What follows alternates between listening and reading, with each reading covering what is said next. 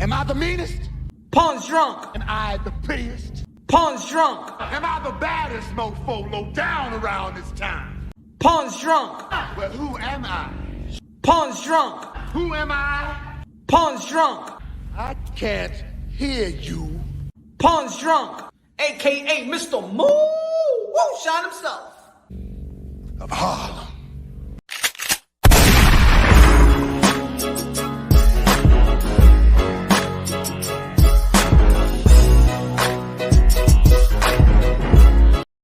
You already know this is Punch on Boxing, aka Mr. Moo Shine himself, aka the Song, aka El Borracho. Ladies and gentlemen, good morning, good afternoon, good evening, wherever you are in this side of heaven. God bless you all. Ladies and gentlemen, it's been a good past week of boxing. A lot of things to talk about. Drama, press conference, great accomplishment by Alexander Usyk. Historically good accomplishment, great accomplishment. Still buzzing about the fight. Everybody's still talking about the fight. The Anthony Joshua, Alexander Usyk. More congratulations. First of all, but congratulations to everybody that stepped inside that ring. Y'all already know.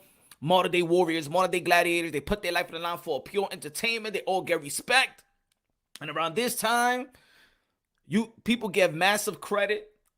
Then people try to find out what happened to Anthony Joshua, why, what was his approach. And in doing so, you might not give Alexander Usyk his 100% credit, because you're trying to find out why Anthony Joshua probably didn't approach the fight the way that we feel he should have approached the fight, because of his height, because of his strength, because of his natural ability, and he did not impose his natural ability, his natural advantages on Alexander Usyk. But Alexander, one of the prestige and premier boxing technicians in the sport of boxing, climbed up from the cruiserweight, being undisputed cruiserweight, climbed up to the heavyweight division. A lot of people want to question if his power transition to the heavyweight division, because we already know the heavyweight division is a whole different animal, whole different island, whole different planet. And he overcame being the underdog, and now he's the favorite. Not only the favorite, but the favorite as pound for pound number one, maybe in a lot of people's minds. So we moving on from that prestige division. Of course, we're going to have Deontay Wilder versus Tyson Fury, October 9th, Nevada, T-Mobile Arena. One of the most anticipating fights of the year. Smash the like button, ladies and gentlemen. Smash the like button. One of the most anticipating fight of the year, which is, if we couldn't get the heavyweight undisputed in Anthony Joshua versus Tyson Fury, I mean, the best fights, if we couldn't get that fight, was the Alexander Usyk and Anthony Joshua, and it was the trilogy of Tyson Fury and Deontay Wilder, in which Deontay Wilder's out there trying to get his get back. There was a rematch clause. The contract is a contract. We can't be mad about it. We also want to talk about a little bit about Roy Jones Jr. comment about not wanting to see Alexander Usyk versus Tyson Fury, because he feels that that's a boring fight. But that's a monumental fight. That is an undisputed fight. There's no way that we should even talk down about that fight or not feel like there is no interest to see that fight. That's doing a bad service. Joining us in a bit is going to be MAXI HUGHES, the IBO lightweight champion of the world. Potentially going to be facing Devin Haney.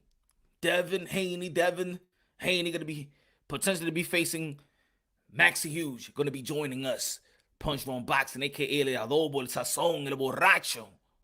And if it was a Sunday, El Pastor de Boxeo. Well, but of course, last week as well, with the beginning of last week, we had the Canelo Alvarez, Caleb Plant, Canelo Alvarez and his alter ego, Cartelo. Yes. Canelo Alvarez has an alter ego, Cartelo. And we need Cartelo to promote the fight, and we need Canelo to step inside the ring and do what he do. Ladies and gentlemen, look, a lot of these fighters, and this is not new. This ain't new. Las Vegas in the building. What's good, Christian? Let me say what's up to the people in the building, man. Smash the like button. I know a lot of people out there doing their thing in the YTPC. A lot of people don't expect me to be live this early, but gonna speak to my guy MAXI HUGHES that's on the UK, so on the UK time, so I gotta go earlier than usual. It is what it is. Gotta give that time to the man across the pond. Seeing Cash Show Punch was good. Kings of the Commonwealth. Oh man, who the hell is MAXI? You gonna know today. We're gonna get to know MAXI HUGHES just a little bit. Canelo still on top. Usyk not that Hollywood. Joshua should retire. Honestly, there is no dog in him. He's probably too good of a guy in a person. He's nice. He's nice. No. We can't do that, see? We can't play that card, see? You know why we can't do that? Because we did that every time somebody loses. Anthony Joshua, the same thing was Anthony Joshua. He's a model. He's not into boxing. They should fire his trainer. But the last 2 wins, they ain't saying nothing about that. So, if he lose, I don't think he got the killer instinct in him anymore. I think that Andy Ruiz has zapped that. I think his killer instinct is still with MSG laying around somewhere in the bottom of a seat or something. Anthony Joshua killer instinct is still with MSG. And you just got to look for it. And if it comes back in New York and go to the MSG, I know it's a big arena. Just look for it. It's probably in the lost and found. And somebody got Anthony Joshua killer instinct in the MSG and the lost and found. All he got to do is take that plane, comes to MSG, speaks to James Dolan. Can I go to the to the lost and found? And probably he could find his killer instinct because Anthony Joshua is a nice guy. He's nice. He's nice before the fight and after the fight and during the fight.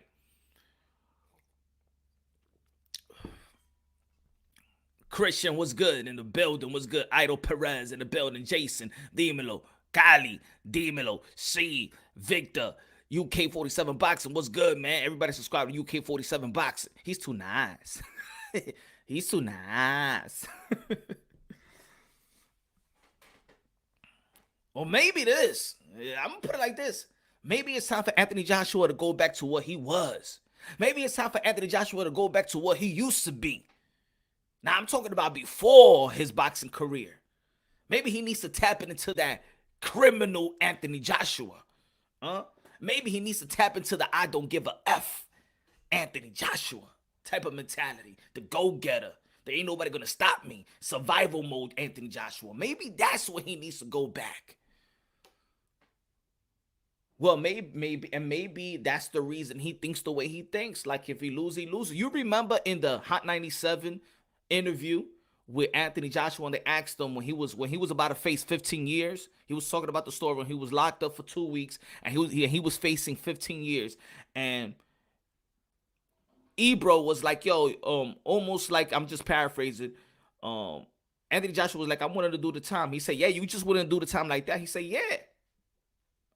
That was my mentality. I'm do the crime, I do the time.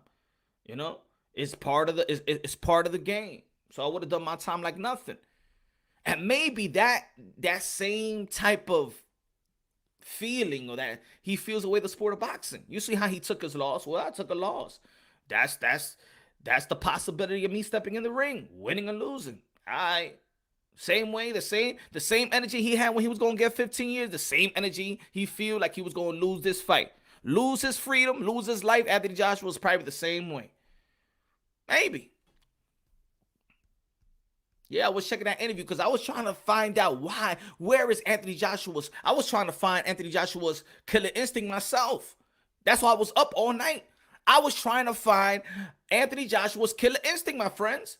I'm a Knicks fan, so I went to MSG, and I think is in the lost and found. Anthony Joshua's killer instinct is in the lost and found at MSG, but I can't pick it up for him. Eddie Hearn can't pick it up for him. Nobody can pick it up, but only Anthony Joshua can pick it up for him. He can't send an assistant. He got to pick it up. He's too nice. He's too nice. Hold on, let me get... I don't know if... Hold on.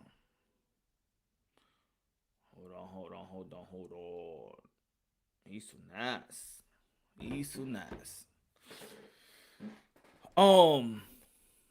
So of course, and then send him to Eddie. He gonna punch. He needs a new trainer, a new mentor. I mean, that's come on, guys. I mean, are we always gonna say that? Are we always gonna say a new trainer to Anthony Joshua? When he was winning, ain't nobody talking about a new trainer. When he beat Andy Ruiz in the rematch, ain't nobody was talking about a new trainer. When he beat Kubrat Pulev, ain't nobody was talking about a new trainer. Oh, now he lost again, and now the trainer gets the. I understand. Put it this way. I don't know what he was telling him in the corner because I was paying attention to. I was doing a live commentary, and I always watch boxing in mute. I don't know the instructions, but I'm gonna say like this: Anthony Joshua dropped the ball when he didn't want to impose his 6'6" frame, his muscle, looking like the Black Terminator. He didn't use his muscle. He didn't use his height. He didn't use his range. He didn't use his strength. He abandoned. He forfeited his natural advantages to Alexander Usyk. But then if we break it down that way, and even though that's the logical way to break it down, some people may see that Anthony Joshua really lost it. Not actually Alexander Usyk beat him, and then we're going to head into that type of conversation, and then we're going to take it away from Alexander Usyk because skills pay the bills. And Alexander was hitting him with them like straight left shots. And was hitting with combinations and was hitting while he was moving. And he would have did. You remember Muhammad Ali when he was talking about George Foreman? So he was like this. Anthony Joshua was like this, following Alexander Usyk.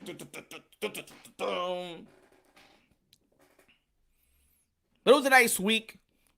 Cartelo, Canelo Alvarez, alter ego, was the highlight of last week as well. Caleb Plant pushed them to it though. And I like it. I like it. I like it. Ladies and gentlemen, this is historically, like people be like, oh my God, Canelo Alvarez has changed. He changed. A lot of people may say, oh no, he's just speaking English. No. When he speaks English, it's a whole different personality, a whole different character.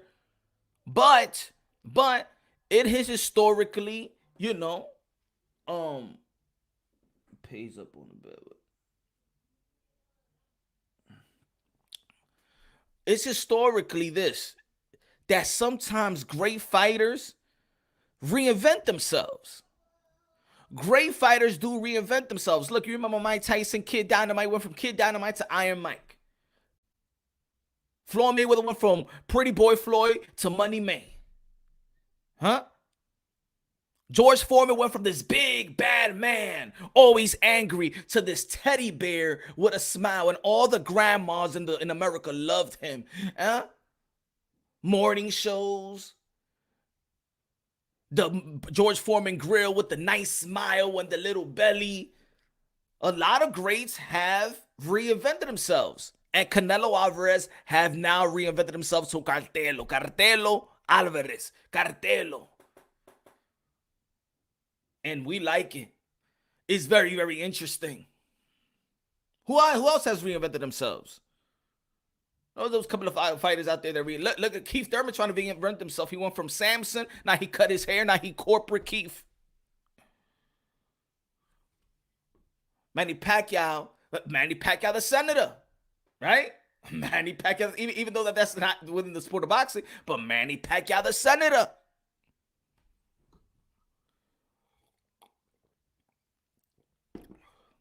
Now, let's talk about the lightweight division, in which a lot of people is very, very frustrated with the lightweight division, y'all. A lot of people is frustrated with the lightweight division. They say that Teofimo Lopez is going to be fighting George Kambosos on October 16th, Barclays Center, New York City. We don't, but I haven't heard it from Lou DiBella. Haven't seen any posts from Lou DiBella. Haven't seen no posts from Fight Club. Haven't seen no posts from Ryan Kavanaugh. Haven't seen no posts from George Kambosos. Nothing. No post. Right of the Storm, what's good, my brother? Everybody subscribe to the channel. Smash the like button. Let's go. Smash the like. The Sterovian. Boo. Boo. Moses. Boo. Good evening, my brother. Canelo Ben Hood. Oh, and I also talking about maybe Anthony Joshua, with this being nice guy all the time, maybe he's a slave to his endorsements. Ooh, Punch, you really going at Anthony Joshua like that. Maybe the reason why Anthony Joshua is nice, he watched everything he says, everything that comes out his mouth. He's trying to be nice. Maybe he's a slave to his endorsement. Maybe he's not fully, because of course, if he's the Anthony Joshua of old, if he brings out the Anthony Joshua before the boxing career, the hustler, the bad boy, no, maybe Under Armour go away. Maybe he get no endorsements. We don't know. We don't. What's good, champ? The IBO lightweight champ, MAXI HUGHES, on a roll. Yes. Five straight five straight fights with a winning streak. MTK in the building. Love the sweater, man. I need to get one of those sweaters. it took me long enough to get one off them. Oh yeah. It's nice with the gold, with a nice gold chain too, with a little Rolex. It's good. No Rolex yet. No Rolex yet? Oh no. Man. Soon. Maybe next fight. Maybe next paycheck is gonna get you that Rolex, huh? Yeah. Matching Rolex with the wifey, like Rocky too. Get a couple of hats. Right? And you'll get what was the car that he bought? It was the Mustang? Was the Mustang? Something like that, wasn't it? Yeah. Hey, Paulie, here's the Mustang. That dog called Budkus. Yeah, get a dog. Hey, you the Cinderella man. Everybody saying MAXI HUGHES, the Cinderella man of boxing. You know, it's working, isn't it? It's got a nice ring to it, hasn't it?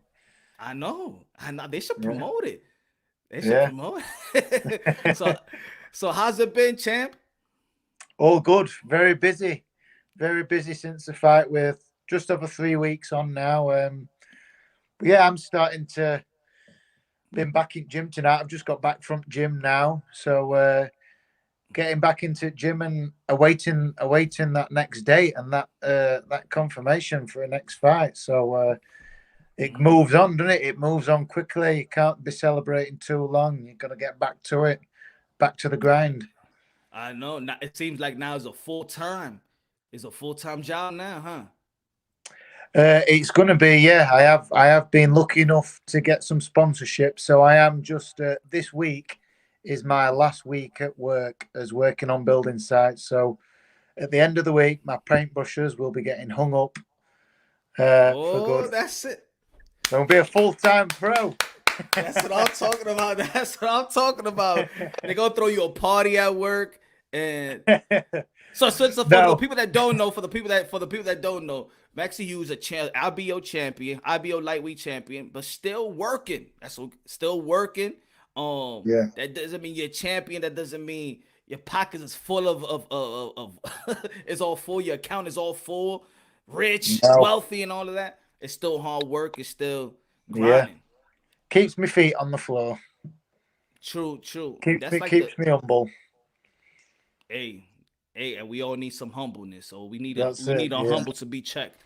And this is the sport. This is the sport that would do just that. Exactly. Yeah. I mean, every majority of boxers were all from working class. You know, like maybe in America they call it the streets sort of thing. So from very humble beginnings, and all striving to be a better version of yourself and better the life of your families, and always trying to, just trying to be better. Yeah.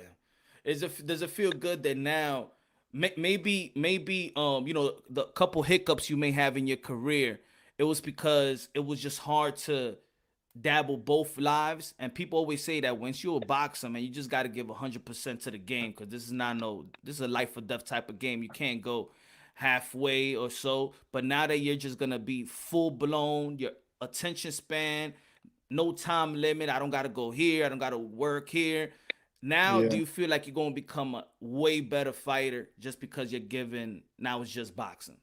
Absolutely, yeah. Just an all round better athlete, better rested. There's other little increments I can add into my training, and like you say, I've got more time to take my time with stuff. I ain't got to rush rush things or try and cram everything into sessions. And I don't have to beast myself every time I go in gym to make sure my fitness is there, but my speed's there, my strength's there. I can stagger it and take my time and make sure I'm rested. So every time that I do go in gym, I can give it 100% and work on things. It doesn't have to be a session where I'm absolutely beasting it. I can go in and just go through things slowly and talk through game plans and certain moves and just learn more and just all round better athlete and better fighter and just using the time wisely. That's facts. I mean, can you tell the people just briefly how did you start into the sport of boxing?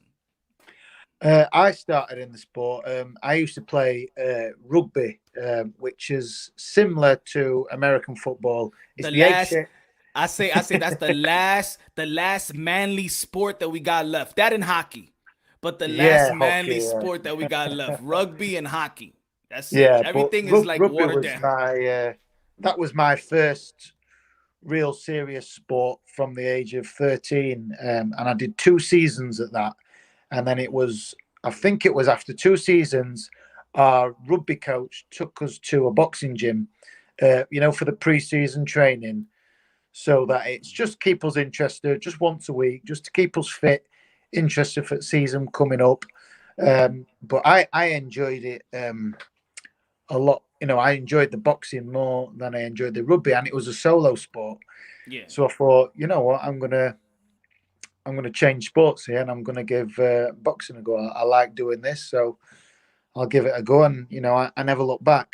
Once I were into it, I loved it and picked it up straight away, and just loved it. And I've not looked back since, and that was 16 years ago. So now just over half of my life has been boxing, and I couldn't imagine living without boxing. So that's how I got into it. And once I started, I was hooked. Uh, you know, can't live without it. That's great. And how did you create this partnership relationship with your trainer? Um what's your trainer's name Sean again? Sean O'Hagan, yeah, the trainer and father of Josh Warrington. Yes, Um, yes. so yeah, I was training out of Doncaster, a little small town, mainly made up of Okay. mining villages, and I used to spar Josh regularly, so I've been sparring Josh for probably the last 8 years now. Okay, wow. So we became friendly, and then when I was fighting, Sean used to come across and help out in the corner. Always an extra pair of hands, an extra pair of eyes in the corner. And then when my wife was pregnant, we moved closer. We moved out of Doncaster to Mm. just outside of Leeds, where Josh and Sean are from, and it just made sense to start training full time with Sean because we had a new baby, and I wanted to spend as much time as I could. Sean trained later on in the night, so it means I could come home from work, spend some time with my new baby and my wife, Mm. have my dinner, have my supper, as you may say, Yeah. um, and then go and train. So we just all around better. And Sean was more than happy to take on that role as my full time trainer. And we've became a very good partnership. He's more than just a boxing trainer. He helps me out and gives me good advice on all things involving life. And so yeah, That's he's nice. just all around a good person. He'll go out his way to help you. So that's how we started, and I think I've been with him as my full time trainer. I think it's coming up 3 years. 3 years, I believe it is now. Three or nearly 4 years, I think. So yeah, that's Okay. how it started, and it's going strong, going very Yeah, well. As you it's can see, going. the results Yep. speak for themselves. Yeah, you're going strong. Your name is ringing bells a little bit, especially now that people that is going around that you may be the next opponent for Devin Haney. So Absolutely, now yeah, people's interested about that. People want to see, oh, okay, Maxi Hughes, all right, from the UK, he got the IBO. And yeah. just before we go to the possibility of you fighting Devin Haney, a lot of people have been talking about the belts in the sport of boxing, right? Yeah. and the incompetent of belt federations. But when it comes to the IBO, it's people feel like the IBO got the best ranking. The IBO should be a lot of people feel like it should be the new one of the new majors because of the incompetence of the other belt federation and what they've been doing and the extra belts. What do you Yeah. feel about the IBO and you holding the IBO strap? Should the IBO I love get it. It's a beautiful looking belt, and it looks very well inside my house and around my waist. mm-hmm. I don't know, and I know people give it. People say it's not one of the major belts. But I take no notice of that because it takes nothing away from the achievement and the opponent that I had to take it off. Took it off of a tough Mexican who, when he won it, he beat a very good fighter in James Tennyson. Within the first round. So he looked dynamite. He looked seriously explosive. And don't get me wrong, he can punch. I just never let him. I never give him that chance to show how much he could punch. But so, I beat a champion. I took the belt off him, and it wasn't like it were a close fight or just stole. Just nicked it on points. Feel like I did a real job on Giovanni Straffon, and so I feel the belt along with that challenge that I had to get the belt.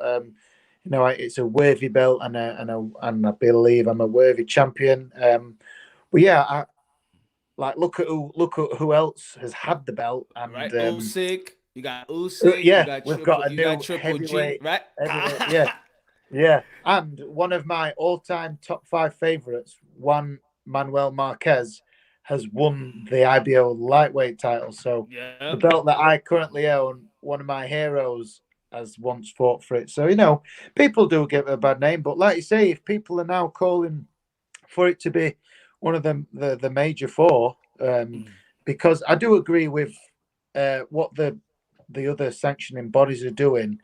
It's hard for people to follow.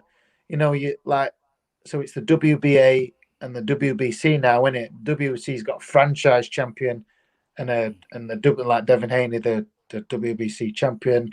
WBA's got the regular and super.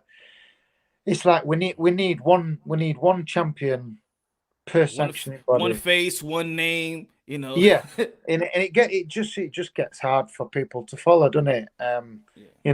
You've got Lopez saying he's WBC champion. You've got Haney saying he's WBC. For the maybe the casual fan and people who just dip in and out of boxing, it's like, so how is the 2 champions? And it is hard, yeah. So I agree, with you. And people need the sanctioning body should take a look, and I think they need to adjust that and have one top dog per sanctioning body. Because at least the WBA is cleaning it up. The WBA is cleaning it. Yeah, aren't they making the regulars and the supers fight now and creating? Are they creating one? Are they? Yeah. They making used to be the interim WBA. Now they scrapped that, but they making them as the number 1 mandatory to the regular, and the winner fights the super.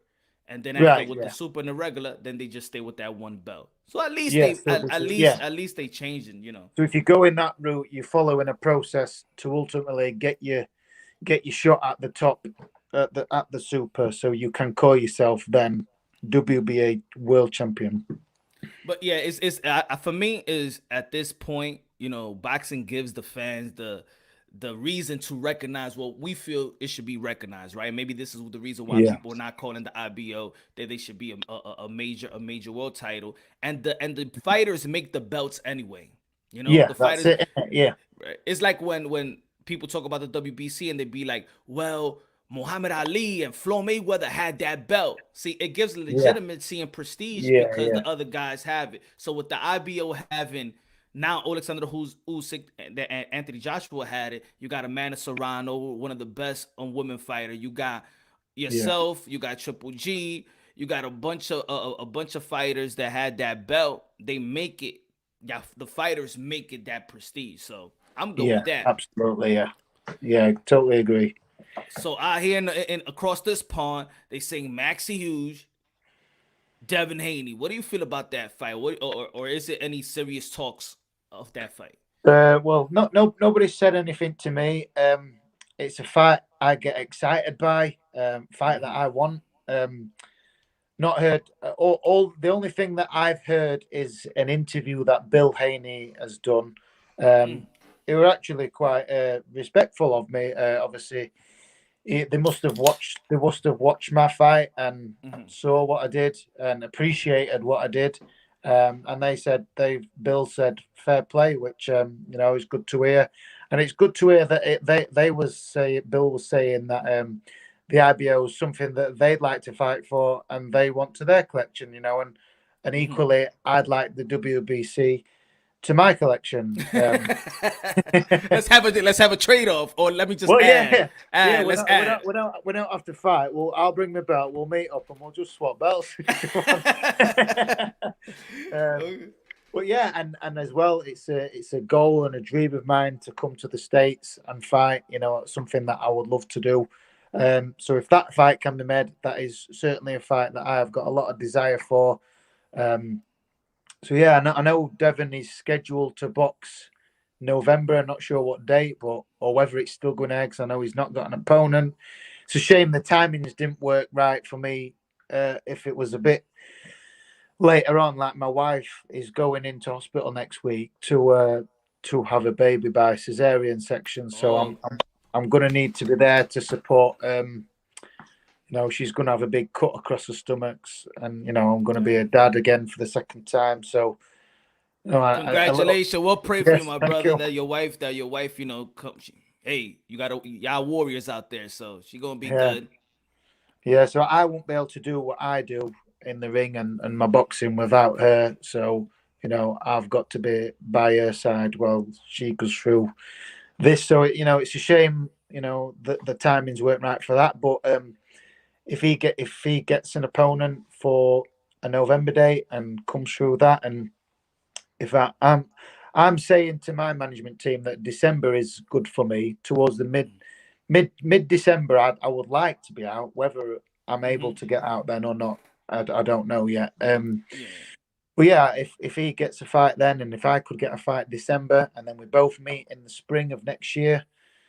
That would be great. That's something that's the path that I would like to go down. Get my management team to now speak with Eddie Hearn, because after that fight I'm now under the Matchroom Sport banner, so Eddie will be looking after and guiding my career. And so I think he still look after Devin or still work with him. So well, they said that they was network free agent, but Eddie Hearn still speaks for them. So I'm not sure. I'm not sure if they signed or not signed, or I don't know. Boxing business. I don't. It's kind of weird sometimes. It gets very very complicated, doesn't it? But I do like what MTK has been doing in the sport of boxing.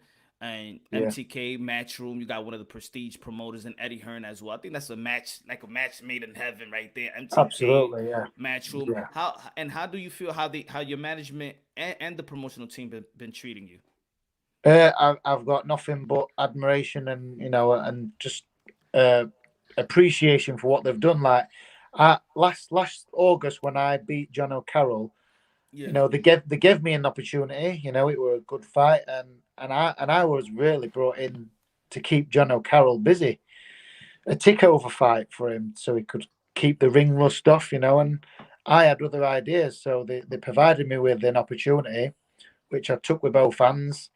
And then ever since then, they signed me and kept providing me with opportunities. So I'm truly grateful to MTK for looking after me and giving me these opportunities. And they gave me a good platform to now be signed by Matchroom, and that the fight that I had 3 weeks ago to win the IBO, what a stage. The UK fans are well known throughout the world for the passion, and to have it in my own county and right on my doorstep, the fans, it were amazing. So what a stage they provided me to win that belt, and I'm just truly grateful to them. Let me ask you a question. I've been a little critical. I've been a little critical on not necessarily on Campbell Hatton, but the way they move in Campbell Hatton. I mean, Yeah, he had 20, what was it, 20 plus amateur bouts. Didn't have a really an amateur strong career, and yeah. now he's 3 fights in, 60,000 people, the atmosphere. You think they're asking too much for this young kid, or should they just move him organically? Because I think you see he's fighting, he's trying to get the knockout, he's trying to live that hitman legacy, and it's just not coming through fruition, and he's getting all this critique. Well, it's for me, it's not really his fault. I just think that they should just move him organically. You know, what do you feel about that? I agree. I think the the ideal route is to build himself up on the smaller shows with less pressure, because I can't imagine how much pressure is on that young man's shoulders, and for his father Ricky to be who he is, and obviously everybody is going to look at him and say, we want him to be just like his dad, Yeah, and that's tough. That is very tough, and it's a yeah, lot of pressure. But at the same time, he signed the contract, didn't he? So you sort of knew what they were getting into. Um, yeah, I feel for Campbell, and he's in a tough position. Some would say tough position, some would say privileged. both, Ultimately, right? Yeah, both. Yeah, yeah, it's both. Yeah, it's really tough, but when you it's almost Muhammad Ali's grandson, Ali Wash, and he yeah, signed but to and he he had. I saw his debut. Yeah, he looked explosive though, didn't he? He yeah. looked good, and obviously tougher tester yet to come. But you couldn't ask for a better start to be explosive like that. And it's tough. Like over here in UK, we've got a couple of them. We've got Conor Ben, son Yeah, of yeah, Nigel, Chris Eubank Jr. They was under that same microscope, and given time, I believe Chris and Connor are both are coming through now. yeah. And they're thriving and they're enjoying it. And I think it could be just let's give Campbell time. Like you say, he only had a short amateur career, so he's not going to be a Lomachenko fighting for world titles in his early fights. So let's give him time, and don't be as critical on him. It's hard because it's what happens. You watch boxing on telly, and it's just what everybody does, isn't it? Everybody's Yeah. got their opinions, so we share our opinions. Well, yeah, he's in a tough but privileged position, so it's just tough for him, isn't it? Really Yeah, tough. very tough, and it's unfortunate. But I'm since I'm rooting for him. I just wish Yeah, that they just put him on lower scale shows. He's yeah, fighting in too many big shows and too much pressure, too much unnecessary pressure at this time. yeah, What do you feel about your prestige division? One of the most prestige historically division in the sport of boxing, and you got a lot of young names. You got Teofimo Lopez will beat Lomachenko. You still got Lomachenko. You still got yeah, Ryan Garcia. You got Devin Haney. You got Campbell. He retired. yeah. Linares, Cambosas, yourself, Michel Rivera. It's a stacked division. What do you feel about? Yes. What do you feel about that? Your division, and what's your goal? What's your end goal in that division? Are you trying to move to another Uh, aspect of the division? I won't be. Yeah, I'm super happy to be a part of a stacked division, and to be a belt holder in that division. I feel privileged to be among so many great names. It's nice to be a part of, like you say, the one of the most red hot divisions at the minute in boxing. Some great fights out there. But for me, my goal now, I've been a professional 11 years. You're in your So prime. Hmm. yeah, and I feel that. I'm 31, but I feel I'm a young 31. I feel like I feel better than I ever have. Everything's clicked into place. I've got good experience. I've had 31 fights. I've had some tough ones. I've had some losses, which have all helped me to get me to where I am now. And I've learned from them, and I'm now using what I've learned to get these good wins that I've been getting. Yeah. But yeah, my goal now, I bear no bones about it. When I first started boxing, I was never involved in boxing for money. I did it because I loved it, and I still that love is still there. But now is the time I feel that I to go out and get rewards. So my goal, is financial gain to make my life easier. I don't want to end up back on building sites. I'm having my last week, and I'm there this week, and I'm saying to myself every day, just keep doing what you're doing. I do not want to end up back in there. I don't want to. In a year's time, I don't want to be back saying, "Oh, Yeah. I'm back now. I'm back." Yeah. And You know, and this is a risk, right? What you're doing is a yeah, risk because in boxing, absolutely, yeah, you just never know. In yeah, boxing, you never know. You could get a fight lined up. Look at right now. People catching COVID, and yeah, you could have a fight lined up, and then you miss out on that payday. Anything could exactly, happen yeah, now. yeah, COVID, it could happen. That it could happen. You could win, you could lose. You don't know what. I seen. Look at Elvis Rodriguez. He lost one time, and that's it. They he's not with Top Rank no more. I'm like, damn, only took one time. yeah, yeah. Yikes. Boxing is very fickle.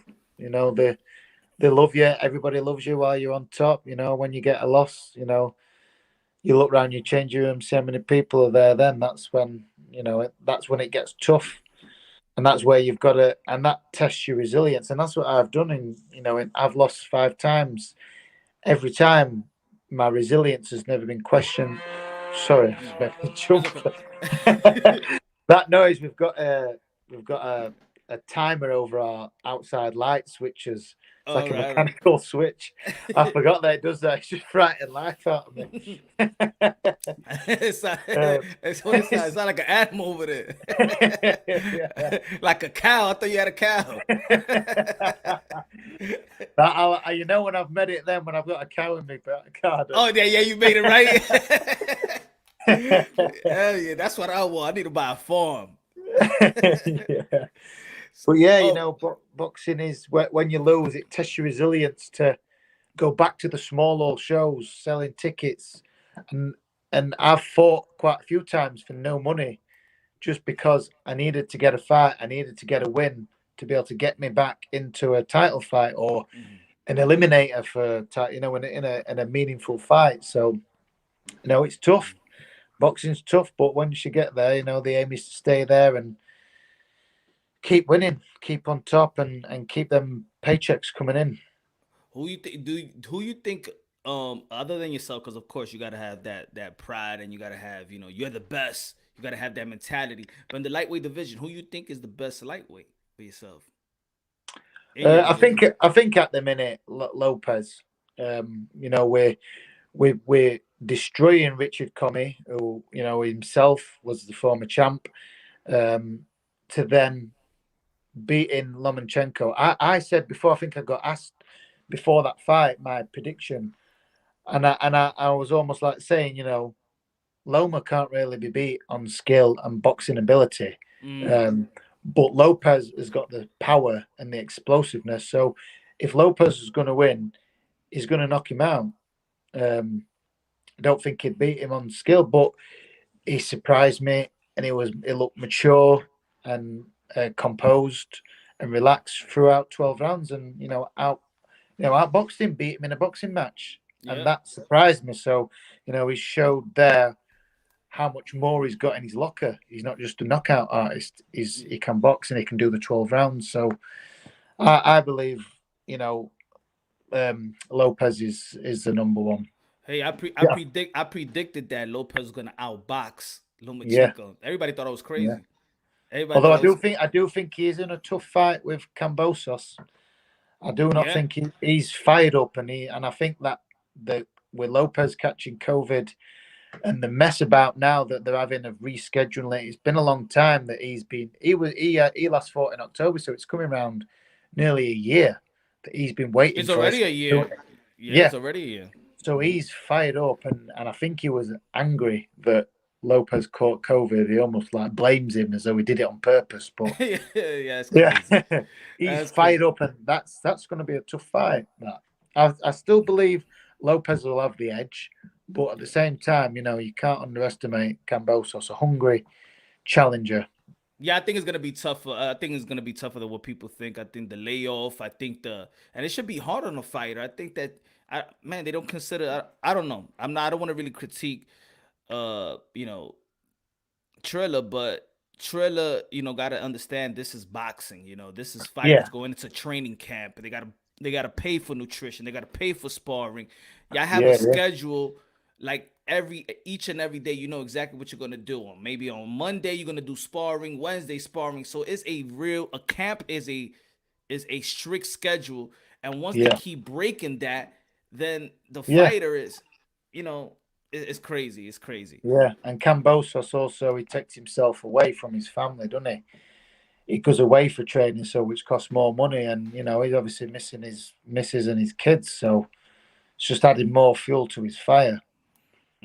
Yeah, man. Thank you, Magic. I appreciate it, my brother. God bless. Oh, Um, he paid me $5, has he? yeah, man. Yeah, I cut you half, man. I send you cash. Hey, so what do you feel about Devin Haney as a boxer? Because of course, right now that's what a lot of people's talking about, that hopefully that fight does happen. But of course, you already told us that with your lovely wife, and she's due this week, and of course you need to be by her side. But what do you feel about that? What do you feel about that fight? How you see it? You and Devin Haney. How would it turn out? Obviously, I back myself to win. Every boxer should back themselves to win, and I believe I'm in the best form of my life, physically, mentally, and that fight excites me. And I believe I can win. I'm sure if you ask Devin the same question, he'll put that. And I know, I'll get writ off. I'll be a massive underdog, but I'm always an underdog. That's just no different. I'm used to being an underdog. I love being the underdog. It gives me great pleasure. When I did an interview after the last fight, I didn't stay in the same hotel as all the fighters, and everybody over here. They'll put everybody in the same hotel. But the talk around my fight was, Max Hughes, he's done well to get this position and this opportunity, but we think he's bitten off too much than he can chew, and he's probably going to fall flat on his face in this one. And when I was told that afterward, I thought, yeah, I'm happy I proved them all wrong. Yeah. It's just that, again, it's extra fuel.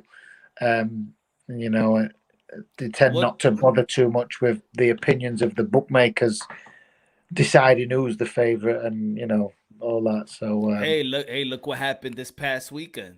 Everybody yeah. most of the people felt that Anthony Joshua was going to win. Mm. So, Not me, not me. well, most people. It was almost the same thing with Yeah, yeah. Lomachenko and Teofimo Absolutely, Lopez. yeah. I said I had Anthony Joshua by stoppage, but if it goes to a decision, then there's no way that Anthony Joshua is going to beat Alexander Usyk in a decision. And I said, I had a video, and I said it goes to a decision. Alexander Usyk is going to be winning 116, 112, because if he managed to go to a decision, that means Yeah. he had aging. That's Yeah. how I looked at it. There's no way that your body should. I'm not gonna say no way, but the advantages is there where you compose your will and things of that nature. And Anthony Joshua didn't do none of that. He didn't take No, advantage of his natural ability, being the bigger man, being the he didn't. stronger No. man. I think his corner got the tactics wrong. I keep watching it back, and his corner turned him to box with him, jab with him. I thought that's the wrong tactics. Usyk's the superior boxer. This is what he wants. He likes it like that. He can pick you apart. So Yep. he had to impose. Everyone was saying with the size is going to be the key factor. Look what Derek Chisora did to Usyk. But Derek Chisora is a natural brawler. Yeah. He uses his size in all of his fights, so it's something that he's used to doing. AJ is a stand-up boxer, likes to catch his opponents on the end of his punches. So if he tried to maul and use them sort of tactics, he would become more clumsy, and he could have walked onto more shots and possibly knocked out. So I believe I don't believe he earlier. will. I said earlier that Anthony Joshua left his killer instinct back in MSG in Madison Square Garden, where he Yeah. lost to Andy. He lost to Andy Ruiz. He left his killer instinct, in my opinion. and I think it's in the Lost and Found. I think he needs to go back to Madison Square Garden Find it. and get it. See if it's under seats.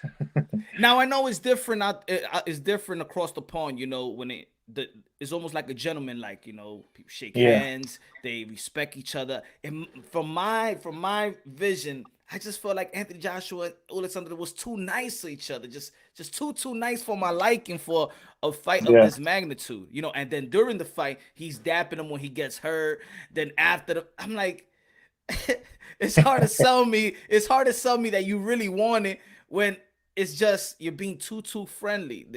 Is that the way that UK fighters respect one another? And respect is all good. I'm just saying that it's not always like that. No, there is quite a lot of fights with needle involved, and even like I always respect my opponents. I shook Strafon's hand before the fight, but as soon as that bell went, the respect did go out the window, and I had a job to do. I was focused. Thought I've just got to beat whoever's in front of me. I've got to beat him. Trying to hit him. As you saw it, 5th round, I threw like a 400 punch combination to try and get him out of there. I was trying to hit him and try and get him out of there. But yeah, it depends. I've never really had that fight where I've had that needle where somebody's really got under my skin, or it's not sort of my character to. I'll never badmouth and say, unless somebody says that to me and riles me up, then it's not my character. It's not what I'll do.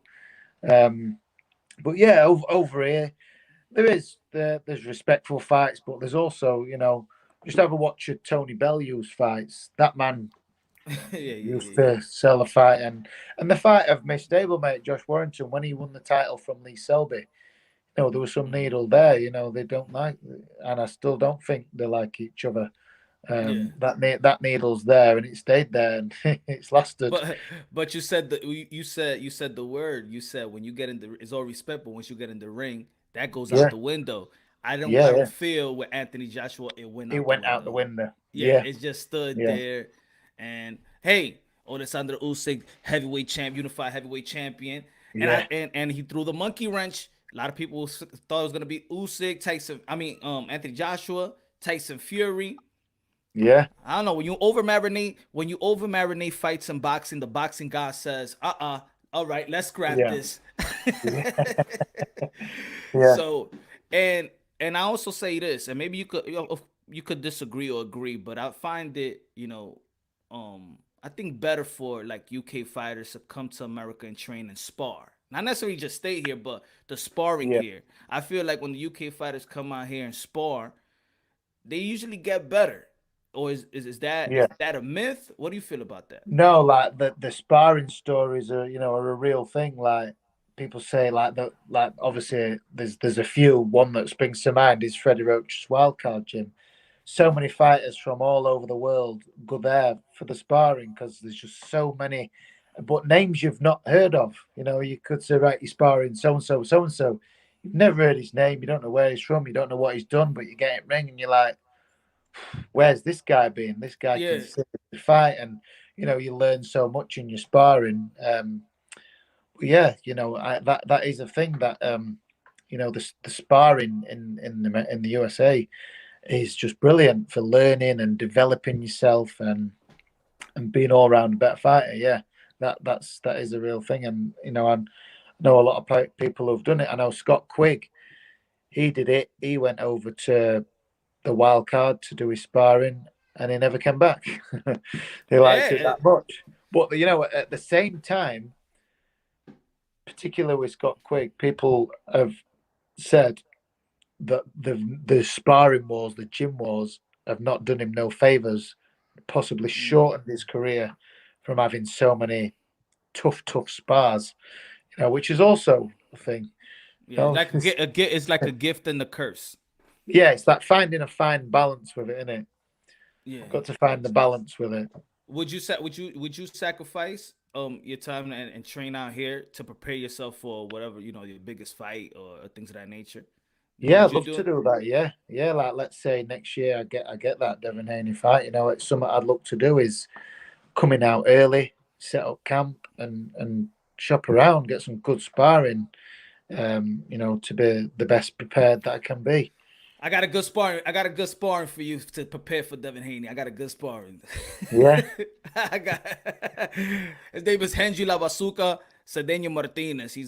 I think he's a good. He's out here in Las Vegas working with Kenny Porter, and I think that he'll be a good sparring partner to prepare you for a guy like Yeah. Devin Haney.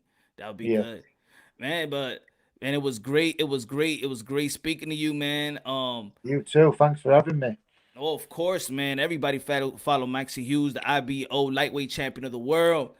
On the streak, ain't nothing stopping him right now.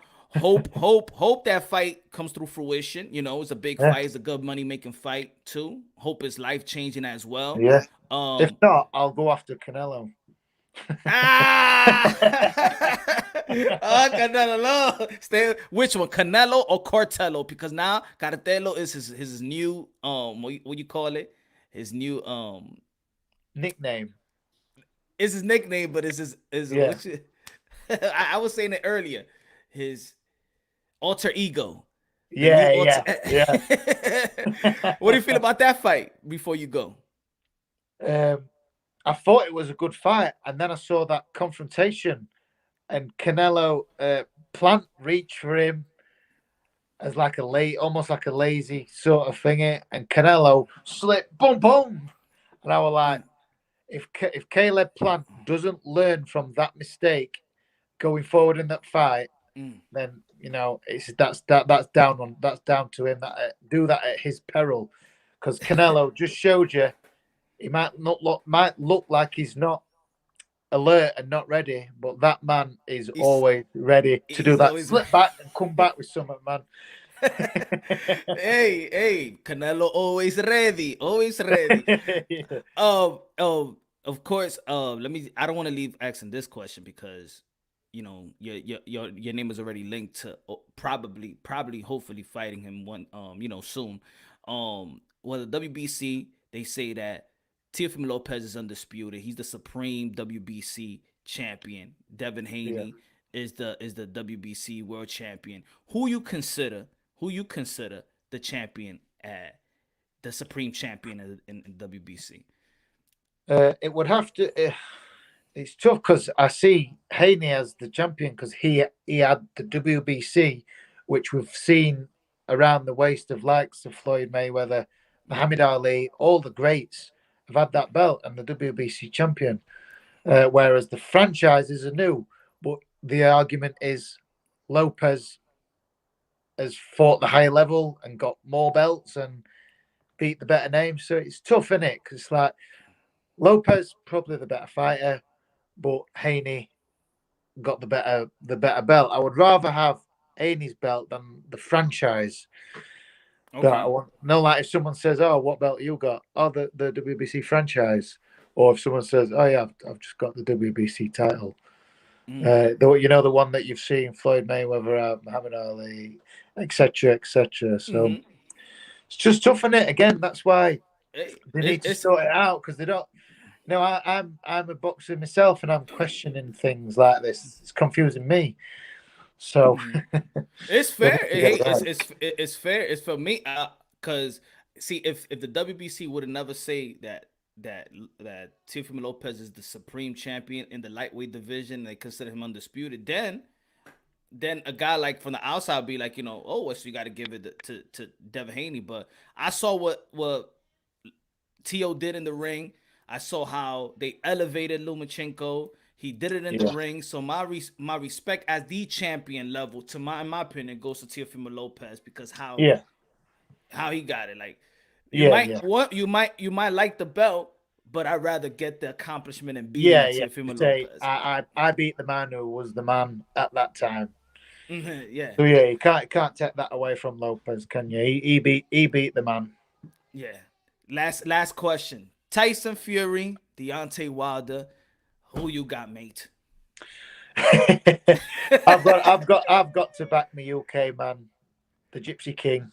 He'll do another job on him, I believe. Finish him off for good. Yeah, you think it's gonna be? It's gonna But end he's got up. to have it as long as Tyson is mentally on it.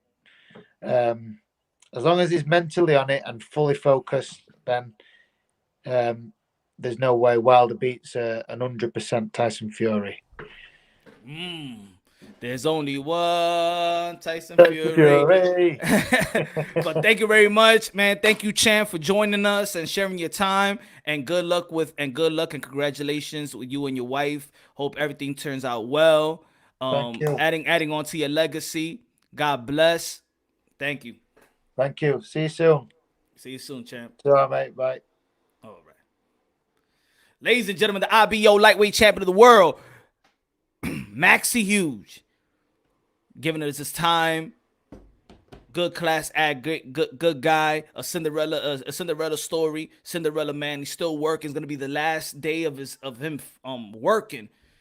Trying to get the sponsor, trying to get that money in the bag so he could, enjoy the fruit of his labor. Ladies and gentlemen, it's still a hard sport, man. You can see a guy and he's in front of the world in the ring, but still got to go to work, like Joe Smith Jr. But I hope that, see it when a story with a story like that, and I get it when he's, it's time for me to get paid. It's time for me to get my life, try enjoy my life. And I think this is when people should understand fighters. You know what I'm saying? Yes, they're gonna go for legacy, but also understand them when it's time for them to get paid as well. So I think he sacrificed enough. He's 31 years old. The man should get paid. If it's him fighting Devin Haney, he's going to give him that type of payday. Hey, payday, very good, my friend. Good looking out, man. Thank you, guys. So for the people that have been talking about the Devin Haney and MAXI HUGHES fight, he said this is all YTBC. This is all YouTube stuff. They never got a deal. The only thing that he has heard about it was online. So maybe Devin Haney got another opponent in mind. We'll see who it is, but it doesn't seem like it's gonna be MAXI HUGHES because Devin Haney got a fight in November, and Maxi's gonna have his wife is gonna have a baby, a beautiful baby, and I pray that everything goes out well with the C-section and things of that nature. And he's gonna be next to his wife, like Rocky Adrian. MAXI was not fighting this year for the sound of it. I don't think so. Because of course he need to take care of his wife, and C-sections is kind of serious. The how you say it, the rehabilitation and getting better after C-section takes a longer time than having it naturally. So he's a man's man, got to be there for his wife. Family comes first. MAXI going to knock out UK-47. That MAXI going to knock out Devin Haney. Well, I've been seeing clips of MAXI. I've seen his fight versus what was it? I think it was Andy when he knocked him out.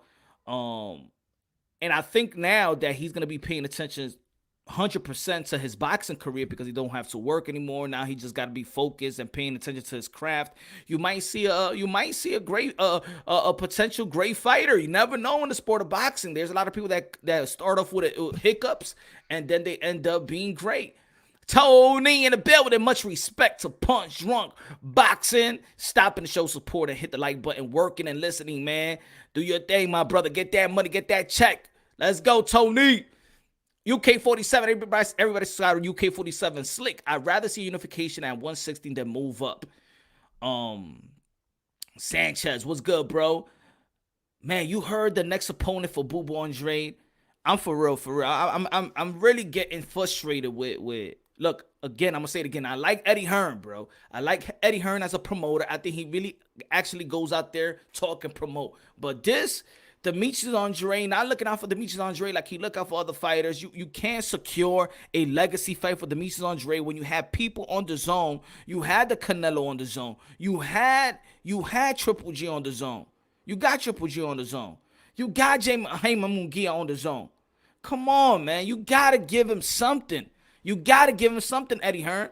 You couldn't get the fight with Deontay Wilder and Anthony Joshua. You couldn't get the fight with Kell Brook and Amir Khan. You can't get the big fight. I'm noticing folks. You couldn't get Katie Taylor and Amanda Serrano. I am noticing that Eddie Hearn cannot get the biggest fight. I'm noticing it. I am noticing it. Punch once again debunks the YTBC cap. Yes, the cap. Thank you, HLD. And this is what we got to do. Forget about the talk. We go straight to the source. Let us know what's going on. Nothing is going on. Okay, nothing is going on. So that's how we do in Punch Run Boxing. That's the way we do. We go straight to the sources. Is this happening? Is this for real? Is this talk? Nothing's going to happen? Okay, we moving on up. Demetrius Andre has very good and worthy opponent in David Benavidez, but he's too scared. No fighter is scared, bro. No fighter is scared. No fighter is scared. You got to understand, these fighters been doing this since they was children. They are built to be a weapon, bro. Do not compare your fear to their fear. Don't compare and when it comes to combat fighting, do not compare your balls to their balls. They're a different type of humans. There are a different type of humans. Nobody is scared. Andre ain't scared of nobody in 154, 160, 168, bro. Vice versa. This is boxing. This is what they do. They are born to do this. They're fighters. They punch and get hit for a living. They take care of their family like this. All this stuff, y'all gotta put that stuff away. Scared, fear, bum, pussy, all those type of names, get it out the way, because when I hear those terminology, it feels like you don't know nothing about the sport of boxing. Or not even about the sport of boxing, you just don't respect what these guys and gals do for a living. Exactly, man. Exactly, man.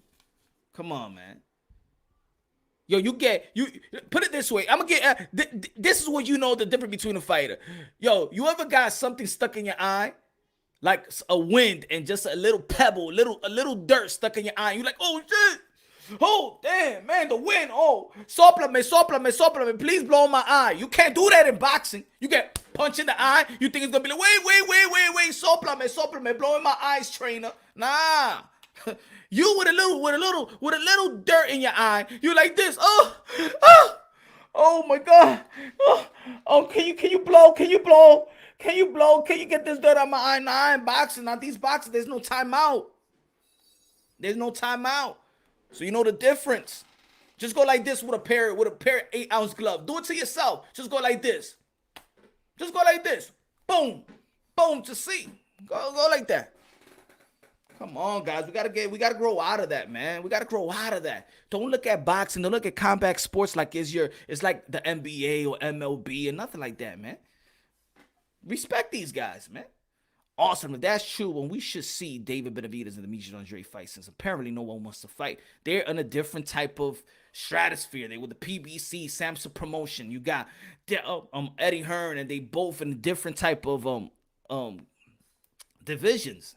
They haven't even called each other out, bro? Why would you say that they scared? They haven't even called. There hasn't been no type of fight that says David Benavidez versus Demetrius Andre. I haven't seen that nowhere. So they offered Triple G. Tony said they offered Triple G the Andre fight. He didn't want it. Said the same thing as the Canelo did fight someone, Andre versus Charlo. Then the winner would get a fight with either one. I think, right, Tony, I think that people are not holding Eddie Hearn accountable when it comes to getting him a fight. When it comes to Demetrius Andre, like I said it once before, it's all on Demetrius Andre ain't do this. His business endeavors. Now he put himself in position. He did the right business move. Everybody's want to be stuck on what happened in 154. He done good business move. He won 160. He wanted the likes of Canelo, Daniel Jacobs, and all that. He did the right business move. People are still stuck on what the business move that he did when he was 154. What about now? Why nobody wants to fight him now? And why does Eddie Hearn doesn't secure him a legacy fight when these people's under the umbrella? Daniel Jacobs versus Demetrius Andre, a good fight. Even Gabriel Zotto, Demetrius Andre is a good fight. Jaime Munguia was in the WBO. That's a good fight. Andre versus Eubank Jr. Good fight. Like, let's get this guy. Come on. Like, for real. I think, and I think it's not about me being biased, because of course he's one of my favorite fighters. But But we gotta support it, bro. We need to see this talent get into a fight, bro. Who's he fighting? I think he's fighting. I can have Andre back in the show. Soon. I don't even know how to pronounce his name. I don't even know how to pronounce the name HLD. Yeah. It's just another opponent that I don't know how to pronounce his name. Excuse me, sir. Andre the high risk, low reward. I don't think it's why. So this is what I mean. See, I only hear it with Andre come over. I only pause. I only hear it from Andre. I mean, when it comes to Andre, like he's high risk, low reward. So being a champion of WBO is a low reward. Think about it. We've been hearing that with the Demetrius Andre that is high risk, low reward. So being a champion is low reward. Think about it. That's some contradiction stuff is going on around here, right? I don't think so, but I know that he's going to be fighting soon. He's going to be fighting soon. A quote from Demetrius Andre is he going to be fighting soon, and the fight is going to be announced very, very soon, ASAP. So probably going to announce the fight any day or any day next week. But yeah, that's the code I got from Boo Boo that he's going to be fighting. It's going to be announced very, very soon. Andre got a belt. Charlo should be exactly like low risk, high. No, that's the high reward. It's high risk and high rewards to fight Demetrius Andre. I'm hearing it but I'm hearing it too much that Demetrius Andre is high risk, low reward. No. If Demetrius Andre didn't have a title, then is a low reward. But it's high risk and high reward to fight Demetrius Andre. I mean, 160 of you, Murata, Triple G, Charlo, that's a unification bout. It enhances everybody's legacy to fight Demetrius Andre in those champions. They don't want to unify. They actually it's weird. It's weird that these guys don't want to unify with Demetrius Andre. Demetrius Andre have gone to the look at this. Demetrius Andre has gone to the press conference with Jamal Charlo, right, to ask for a fight. Demetrius Andre has gone into the ring after a Triple G fight, right? He's gone to the ring to press Triple G. He's gone to the the press conference to get the Canelo fight. Like, what more does Demetrius Andre have to do? Like, he really got to do something disrespectful? Does he really got to smack a wife's ass like Ricardo Mayorga did?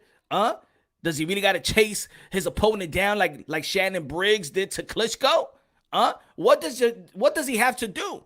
And to be honest, even though that it was funny, right? The Canelo Alvarez and Demetrius Andre dialogue, get the fuck out of here, man. Get the fuck out of here, man. It was funny, but this is when I noticed that this promoter don't want to promote him. Because in all actuality, Eddie Hearn at that moment, which Boo Boo is your fighter. Canelo is just a partner. Boo Boo is your fighter. And once he came into the room and he's going at Canelo Alvarez, it's your job, Eddie Hearn, to promote. Say, Canelo, what about Demetrius Andre for your next fight? What about him?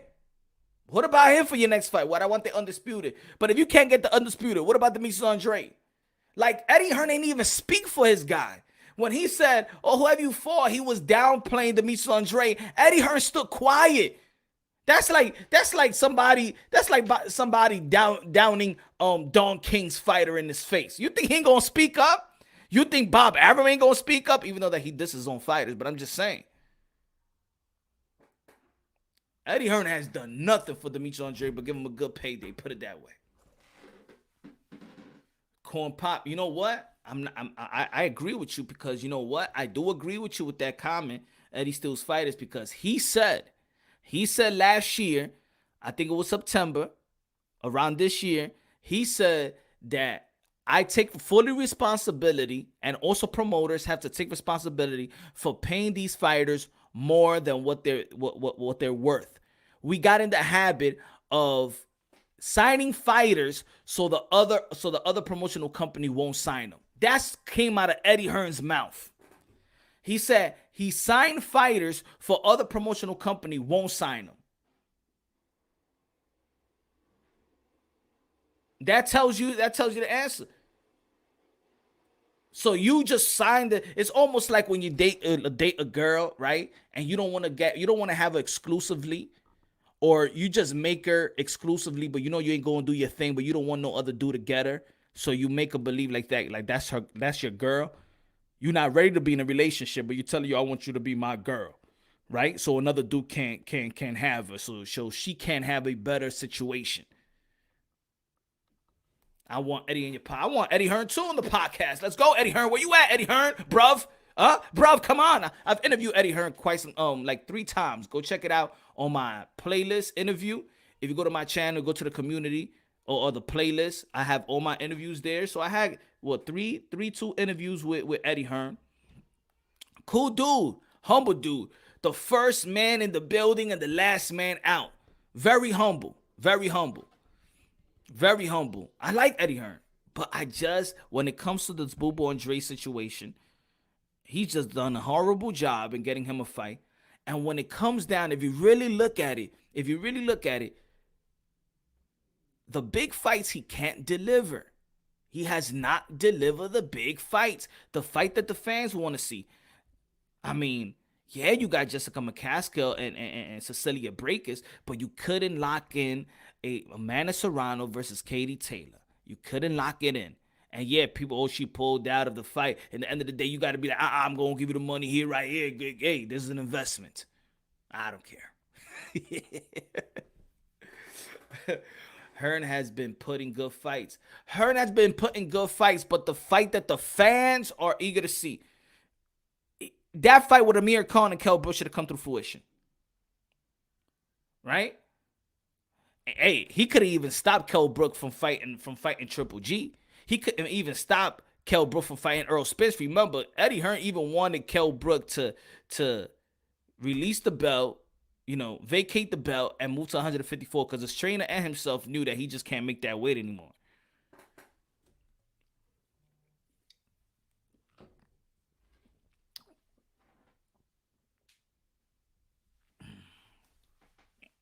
We already knew, but good that Canelo told Andre he fights with nobody. Yeah, what Canelo should have said, he should have looked at Eddie Hearn and be like, why you haven't given him a good fight, Eddie? Eddie, why you haven't given him a good fight? Get the fuck out of here. Why you didn't give him a good fight? And maybe you would have given good fight. Maybe it would have fighting. But he don't know about it. Who he fight? You think I want to go back to 160 and get that stupid belt? For what? And Canelo Alvarez, undisputed bound. But I think he's getting a pass. Also, again, let's talk a little bit, just a little bit before I go about this Alexander Usyk and Anthony Joshua. And now everybody's saying that Anthony Joshua should fire his trainer. I've heard people say that Anthony Joshua should retire. Again, we going with this stuff? Like, fans, put it this way, yo. A lot of fans out here contradict themselves. A lot of people say, oh, man, these fighters has excuses. And I'm talking about Anthony Joshua. Anthony Joshua never have excuses. But fans hate it. Fans hate it when fighters have excuses, right? But y'all have excuses for them as well. Y'all have excuses for them. These fighters overreact with excuses. Y'all have excuses too. Fire his trainer now? But the last 2 fights, he ain't saying nothing about his trainer. Did you give credit to his trainer? Put it this way. I'm going to give you, for the people that's saying that Anthony Joshua should fire his trainer. Did you give his trainer credit? No, y'all didn't. Stop it. You didn't give him credit for the Andy Ruiz fight. You didn't give him credit for the Kubrat Pulev fight. But all of a sudden, he loses, and now the trainers, all of a sudden in people's mouths. But when they went, and this is what I asked other trainers, I've asked, they get no praise when the fighters win, but they get all the blame when they lose. Why is that? Now, of course, we would love him to give him the different instructions. Now, I was watching the fight mute, like I said earlier, so I don't know the instructions he was giving him. All I'm saying, at this point of Anthony Joshua's career, and the fights that he has fought versus high-quality challenges in the heavyweight division, maybe Anthony Joshua should have known when to adjust. You remember against Andy Ruiz? The first fight, he was telling his trainer, what should I see? What should I see? Sometimes, man, sometimes the fighter got to tell the trainer what you see. And maybe he could tell you, maybe the trainer got to ask him, yo, what are you seeing out there? Because I'm telling you something and you're not executing the game plan. What the hell are you doing? Well, a lot of people saying that he should get box. No. You 6'8", you're the Black Terminator, my friend. Like the people in Saudi Arabia would say, he's the Black Terminator. Black Terminator. You're going to go to the gym and you're going to wait and you're going to, you know what I'm saying, look cut up like that. You're big, 6'6", look like a machine. And then you don't even oppose, you don't use nothing you work down. You don't use nothing. You think you're going to outbox the boxer? You think I was going to outmaster the master? You think I was going to outfoot the footwork? Hell no. Alexander Usyk was always regarded one of the best technicians in the game. He's been pound for pound for quite some time. This wasn't a situation where it was Andy Ruiz on a short notice and fighting Anthony Joshua. No. Alexander Usyk is a prestige amateur, a prestige professional, cruiserweight undisputed, and now the unified heavyweight champion of the world. Anthony Joshua still friendly. Not mad. He's nice.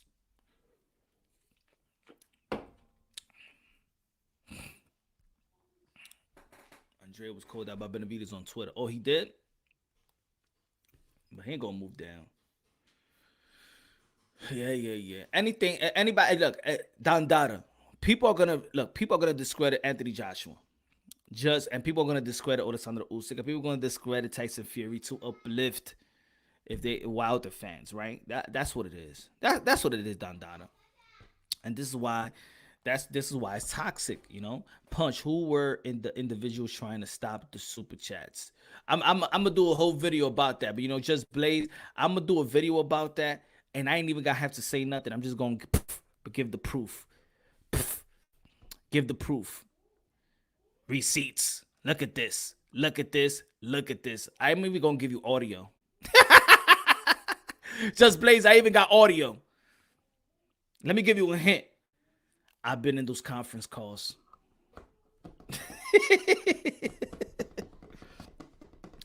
Let me give you a hint. I've been in those conference calls behind checking. Oh, yeah. Oh. Nah, it's gonna be you just Blaze, you know how I do, bro. When it's time to expose, I expose it, but the way I expose it's like fatality. You see what I did today? I want to know some answers, right? Let's interview MAXI HUGHES. Let's see what he tells us about this situation, right? If you want to know something about the WBC, hey, let's talk to a WBC. Let's talk to the president. Let's talk to the president, or let's talk to somebody in the WBC. Well, if we need to talk to a fighter, let's hey, if we need to talk to the promoter, we need to talk to somebody in Matchroom Boxing, what's going on. If we need to talk to the Lopez, if we need to talk to Calvin, we need to talk to somebody. If we're gonna be talk to somebody, I gotta do my job. And my job is to preserve the sport of boxing, to preserve these fighters. These are modern day warriors, modern day gladiators. The fighter's always gonna get the benefit of the doubt. But one thing I do not allow is when somebody's trying to insult our intelligence, my intelligence and our intelligence, because we love this sport. We keep the sport alive in the YTBC. We don't want to talk about boxing on a daily basis. ESPN don't give a damn about the boxing. Their shows don't give a damn about boxing. Fox don't give a damn about boxing. We keep boxing alive, and it's time for the boxing personnel, which we do respect, to respect us as well. But when you're going to come with this fuckery and you're going to tell us, oh, this is happening when it's not happening, and you're going to say, oh, this one is ducking when he's not ducking, when you already got a petition laid out behind the scenes, but yet you want to spin these narratives, don't waste my time, because I'm not wasting your time. That's all. Respect all these fighters. Respect them. Enjoy the journey for those respective fighters that you want to be fans of. Stop devaluing, stop discrediting these fighters. You know, if we're boxing fans, then let's preserve our sport. Because how many times do you hear that the sport of boxing is dying? As a fan, I take it personal, because I love this sport. This is my sport. I don't like when people say that the sport is dying. So what are you going to do to keep it alive?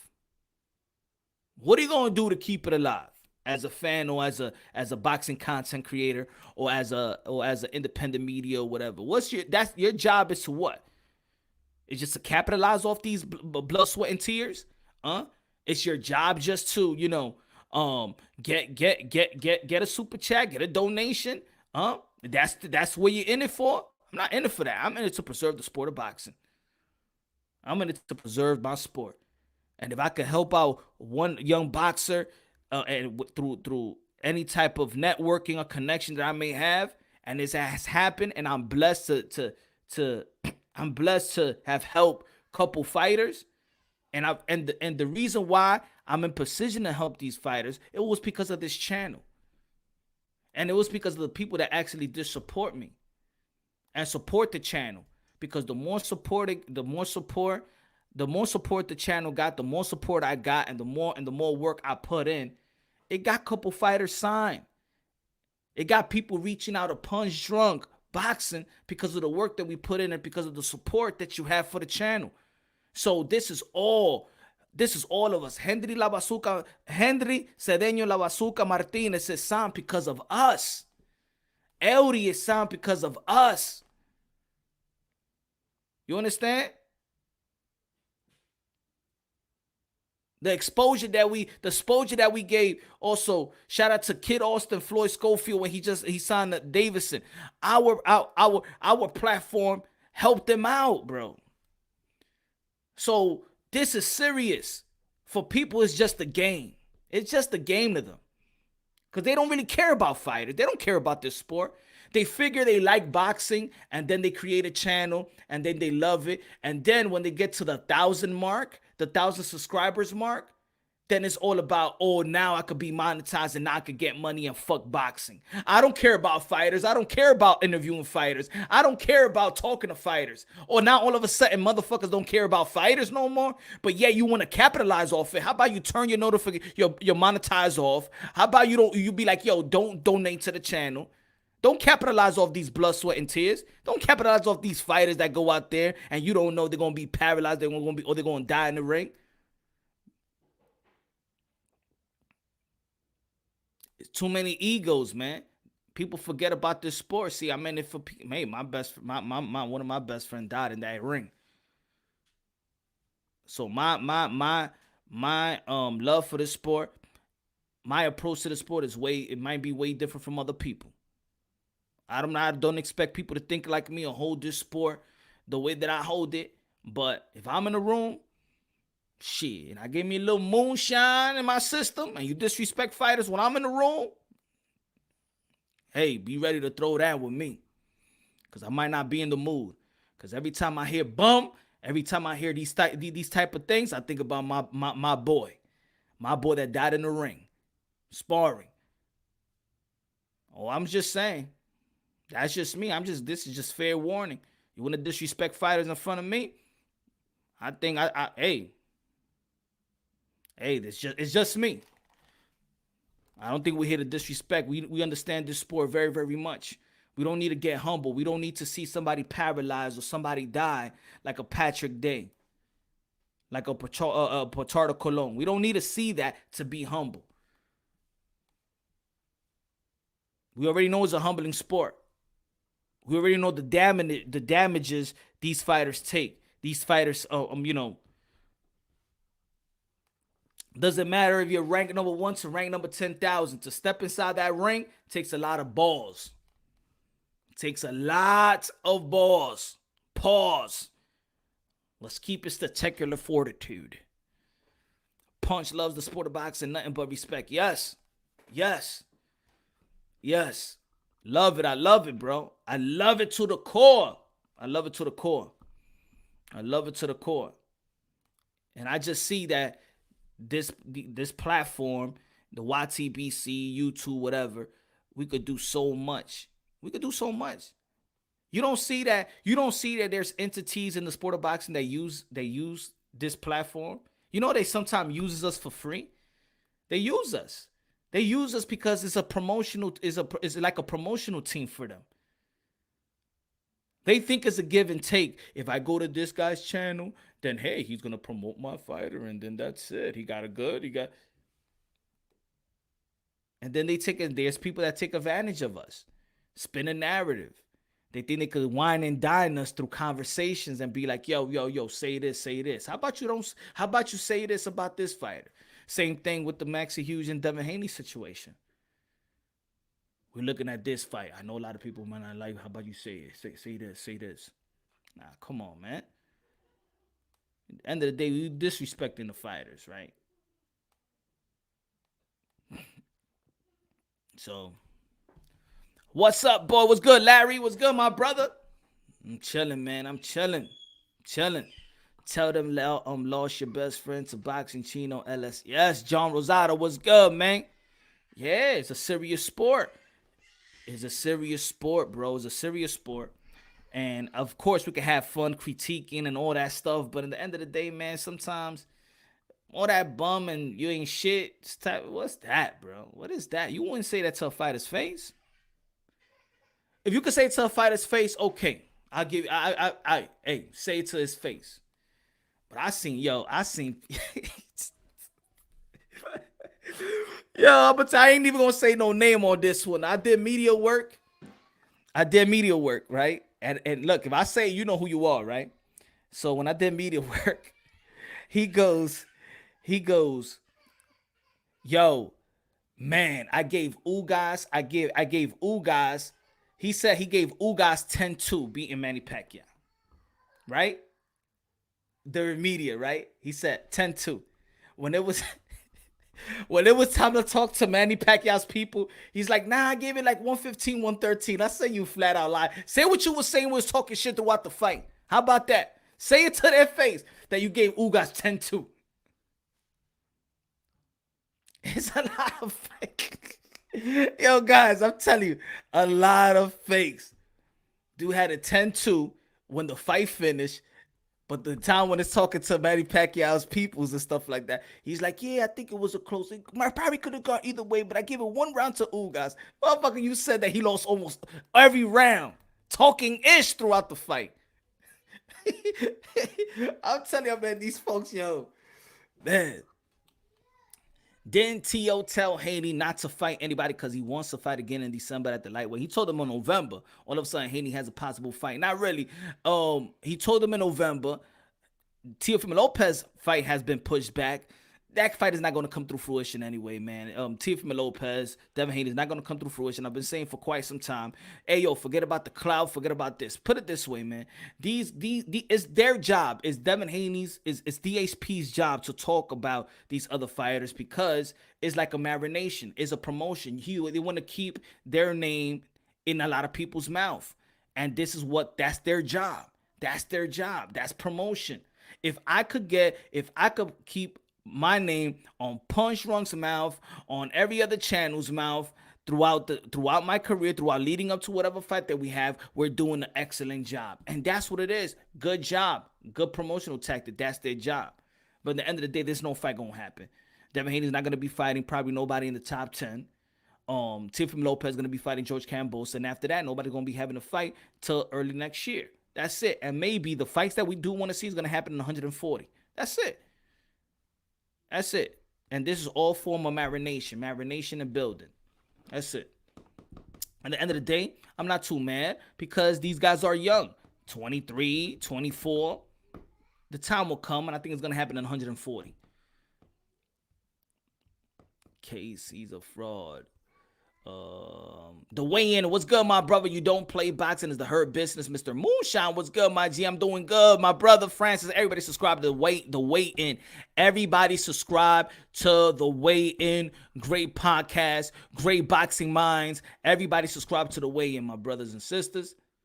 So HLD said punch. That's exactly why I don't have channels. I'm just passionate as a fan and I recognize my role. Just because you have a laptop and a mic doesn't mean you need a channel. Way too many fake chefs in the kitchen. Yo, facts, HLD. Facts. And look, and I apologize for me saying, yo, subscribe to this or this other channel, and come to find out, they don't give a damn about the sport of boxing. My fault. My fault. My fault. You know, I walked into this in this YTBC. I didn't came for no any validations for any other YouTube creator, right? But then you have relationship and you have camaraderie and things of that nature, and then you think is organic. It's organic, right? It's not. It's almost like the hood. It is what it is, bro. It is what it is. But I know a lot of people ain't even about this life with this boxing stuff. Hey, Punch, I respect your channel and your girlfriend and your laws, but don't you think it's a person's choice to get in the ring again? No disrespect. No, it's a person's choice, but that doesn't. But it's a person's choice, like any other choice that we make in life, right? It's a person's choice, like anything we do in life. But if we're a fan of the sport, then we understand their choices. We understand that maybe they're just good as fighters, and this is how they earn their money to feed their family. Like Manny Pacquiao, right? Did Manny Pacquiao maybe at that right time did he have a choice? Everybody has a choice, but he wants to survive. He wants to take care of himself and his family, and maybe he just know how to do it with this. Look what Adrian Broner said. He said, "Yo, I need to be in the ring. I need to be in the ring. Give me a date, or I'm just gonna go to the." He said, "Oh, I'm just gonna go back to the drug game or whatever. This is all I know how to do." Because remember, these kids, these young men, been doing this since they were kids. They don't know nothing else. They are groomed. What was that? What was that movie? What's it? The Japanese assassin. Is that the name of the movie? When he's just groomed, he's like a cage. Yo, these kids are like cage. I'm not gonna say cage animal, but like cage warriors. Just think about it. Floyd Mayweather ain't do nothing but box his whole life. Nothing. Ain't do nothing but box his whole life. Teofimo Lopez started at the age of 5, 6. Nothing but boxing. Keith Thurman started at the age of 7. Nothing but boxing. Nothing but punching and get a hit in the head. And then when they take a step back, just to know who they are. Because even when you talk to some of these fighters, they're still on fighting mode. They don't know who to trust. They're edgy. These guys are edgy. Some of them may have a little bit damage, just a little damage, and they don't know. Some of them already have damage. Some they don't even want to take the physical. Sometimes they pass the physical for them so they could just keep on fighting because they're still products. Yo, there's a lot of shit in boxing, bro.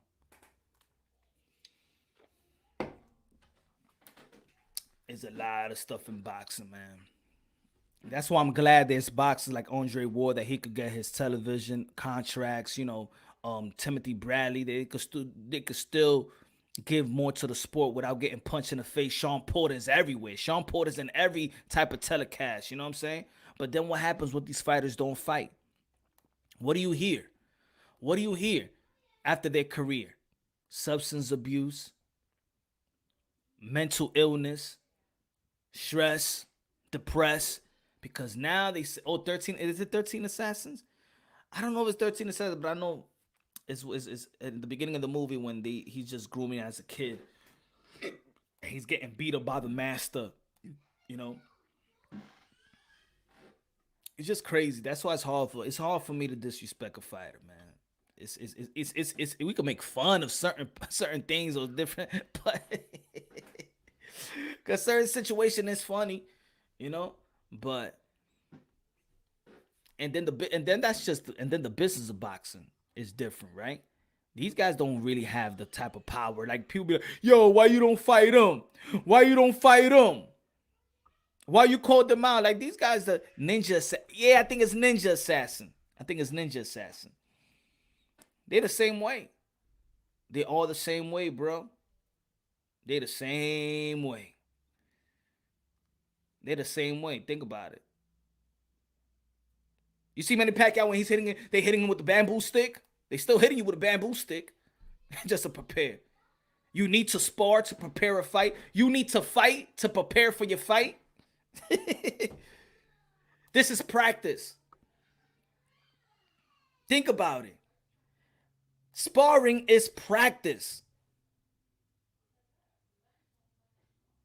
Fighting is practice for a fight. That's how I gotta polish my skills. I have to fight. So you may see a guy that his record is 30 and whatever, 30 and 0, but guess how many sparrings he had in his life? How many sparring sessions do you think a Manny Pacquiao that's 470 times had? How many sparring sessions? God is good that he got his faculties, bro. The movie is called Ninja Assassin. Yeah, I think it's Ninja Assassin. Hey, Maxi Hughes had an elite Wi-Fi from across the pond. 10 times better than the other local interviews you had. Right? They get some good interviews. Even the Maloney brothers, right? The Maloney brothers had some good Wi-Fi. Yo, we gotta know what the hell is going on in America because yeah, he had good Wi-Fi. The Maloneys had good Wi-Fi. No, but even Bruce Ennis had good Wi-Fi. Hey, Keyshawn Davis had good Wi-Fi too, and he was in Tokyo. But we interviewed him the last time. Shout out to Keyshawn Davis, yo. Shout out to Keyshawn Davis. You know what? And if you are a fan that's frustrated with the sport of boxing, do what I did back in 2000. What was it? 2012, 2013. I was getting fed up with the sport of boxing. I think that it was kind of getting type of, you know, I was frustrated with it, and I said, you know what? I'm only gonna be paying attention to the young fighters. I'm only gonna be paying attention to the amateur circuit. And this is when I regained my love for boxing. I started watching in the amateur circuit, and I started watching Charles Hatley, Demetrius Andre, Keith Thurman. And when I said the guy Keith Thurman, I said this guy got a pro style. This guy ain't got no amateur style. He got a pro style. Seeing a fight, he broke an opponent's rib. I said, this guy got a pro style. Since then, and I think he beat Charles Hatley. He lost to Boo Andre. I like the Boo Andre as well. I think he was awkward, southpaw, tall. Remind me of Paul Williams in the amateur. And Gary Russell Jr., I used to call him the evolution of speed and power. Gary Russell Jr., and that was my favorite class, and that class regained my love for boxing once again. And then when they entered the professional level, then I was following them, right? And the same thing with these guys, with Tio in the amateur, in the Olympic trials, Devin Haney and Ryan Garcia, all that stuff. We saw them grow up before our eyes, especially Devin Haney. He was a YouTube sensation, you know? So then we've been following these guys for quite some time, and I think that when I get frustrated with the sport of boxing with the elite fighters, I'll be like, let me go to the amateur circuit and see what's happening. Keyshawn Davis was in the channel. We was chopping it up before he turned pro. You know, the number one amateur in America, Keyshawn Davis, and now he's pro. He went and get the Olympics silver medal. You know. So when you get frustrated with the sport of boxing, man, just follow the young fighters, man. Follow the young fighters that's just fighting for their pride and legacy. It's almost like watching the NCAA college basketball. Like we get frustrated with the pampering of professional fighters. I mean professional ballers, man. NCAA. Then I watch the college games. Who do you guys have in the trilogy? Chocolatito or Estrada? I feel, man, Chocolatito gave it his all, man. And I feel like, man, it was a good fight. It's a 50-50 fight. That's the type of fight I just want to enjoy myself, to be honest. The last Amanda Serrano interview was the worst internet connection. She was blocks away. Yeah, but it was a storm, though. It was a flood out here. Yeah, it was crazy, though. It was crazy out here. It was a flood everywhere, man. I think a couple of people died, though, too. One should be, yeah, didn't Davis get robbed? Gervonta Tank Davis in the amateurs too, man. He was yo. I want people to really see Gervonta Tank Davis when he pulls out all his arsenal. Because to be honest, see the Gervonta Tank Davis right now that you see that the guy that he just stayed in front of an opponent, he's willing to get hit. That wasn't Gervonta Tank Davis. Gervonta Tank Davis know how to move, bro. He know how to box. Gervonta Tank Davis know how to box, move, and all of that. This Gervonta Tank Davis is just like he's giving that's like, to be honest, what I've seen in the amateurs, that's like 60-70%. He ain't even trying. He's going straight off athleticism and power. He's not even trying what he's not going at it. He's not trying to set you up or whatever. You better tell them points for real. Yeah, man. Gervonta Tank Davis is a boxer as well. That and the same thing with Teofimo Lopez. That's why people was yo, Punch, bro, what you talking about? He's gonna outbox Lomachenko. He ain't not gonna outbox Lomachenko. You crazy. The only way that he's gonna win is by knockout. Like I said, what? You better pay attention to the amateur circuit. These dudes could box, bro. They could box. Teofimo Lopez was not known for a knockout artist in the amateur circuit. He could box. I say he's gonna outbox Lomachenko. Lomachenko is not more athletic, not stronger, no bigger than Teofimo Lopez. He's not faster, no quicker than Teofimo Lopez. He's gonna outbox the kid. Don't be surprised. And Gervonta Tank Davis, if he gets pushed to it, if he gets pushed to that, now I think with Gervonta Tank Davis is that he's been fighting one way for so long that he might not, his adjustment might not come. It might not be timely adjustment when he needs to adjust, but Gervonta Tank Davis, man, he could box as well. This is why I said the legacy fight, in my opinion, I want to see Teofimo Lopez versus Gervonta Tank Davis. You know, if it wasn't for Josh Taylor having the undisputed, you know, I want Teofimo Lopez want that undisputed. Go after Josh Taylor. I think that's a great historic fight for the sport of boxing and for their legacy. But if it wasn't for that, Gervonta Tank Davis versus Teofimo Lopez is my fight. I think it's the best fight. I think it's the legacy fight. I think they both are naturally gifted. They got power that is just naturally gifted by God. Their placement punches is beautiful. They're athletic. Their footwork is good. Southpaw versus orthodox. It'll be a good fight. It'll be a good fight, man. It'll be a goody fight right there. And I think that Devin Haney and Ryan Garcia is just a fight that been learned since they was in the amateurs. I think I want to see that fight as well. Can the WBA order Tank Davis to fight Teofimo Lopez as a mandatory? After the Gervonta Tank Davis and Rolly fight, that's the mandatory to Gervonta Tank Davis. So after that fight, the Super WBA is not gonna be mandated. Just like Ugas just been mandated. So now the WBA has changed their rules in the Super WBA. I don't know if it's written, but I know there's already changed that. Now the Super WBA is being mandated. So the WBA Super is not like the franchise, right? So the WBA is doing everything. I think we gotta give credit to the WBA. They listen to the people. They listen to the sport, to the community, and they're changing it. And it's unfortunate it had to come because of the Maestre and Fox robbery, but hey, they took one for the team. Teo versus Taylor is what I meant. Man, Teo versus Taylor, man, I want to see that fight. I watched some amateurs 20s on YouTube last year. That alerted me to Mark Castro. Yo, it's like that Russian. What's the kid's name from Russia? In 160 pounds, and the Ukrainian kid that lost. There's a lot of great amateurs, man, and there's a lot of girls too on the come up too, man. The evolution of women boxing is coming, man. Watch. Boxing's going skillfully. Boxing going. I think when I said it before. I said that I think that boxing have a plateaued, but not in women boxing. I think in women boxing, I think they're still elevating their skills and talent, their strength. You're gonna see some ruthless girls, you know, in that ring. But everybody been good looking now, man. Thank you for tuning in. Everybody in the YTBC, they're doing their thing. You know, we don't gotta agree or disagree on everything that on our content, but keep on pushing boxing, keep on preserving the sport of boxing. We got a powerful voice, man. I think we need to use it. Don't take advantage of it. And tomorrow we back at it, ladies and gentlemen. Good looking out. Thank you, MAXI HUGHES for the interview. IBO, MTK doing a hell of a job in the sport of boxing. MTK is doing a hell of a job in the sport of boxing.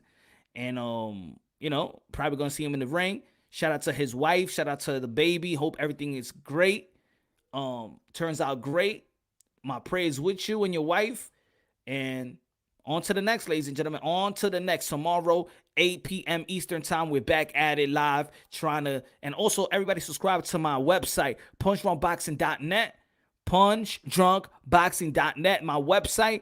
Also, subscribe to the podcast, the Smelling Salt Podcast. If you in the YouTube type, hey, you the Spotify type, or you the iTunes type, or the Apple, go get my and it's different. It's not the same content as the YouTube.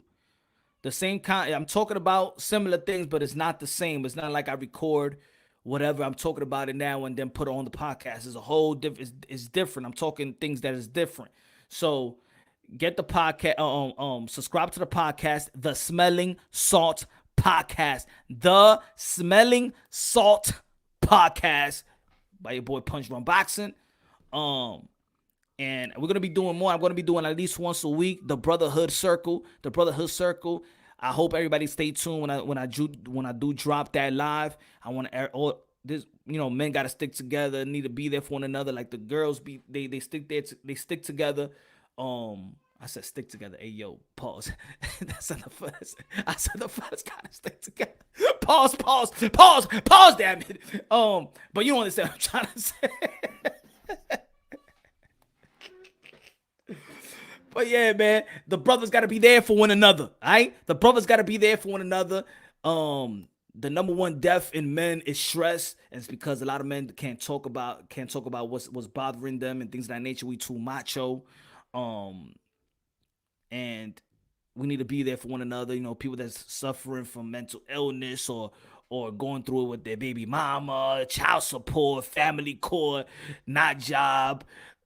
We need to be there for one another. So I got the Brotherhood Circle episodes once a week. I'm probably gonna do it on Sunday, probably on Friday. I'm probably gonna think let's do it on Friday better, because I got the happy hour Thursday, and then on Friday, if there is no fights, of course everything's on Saturday. We talk about leading up to the what's leading up to a fight on a Saturday, but then talk about the Brotherhood Circle.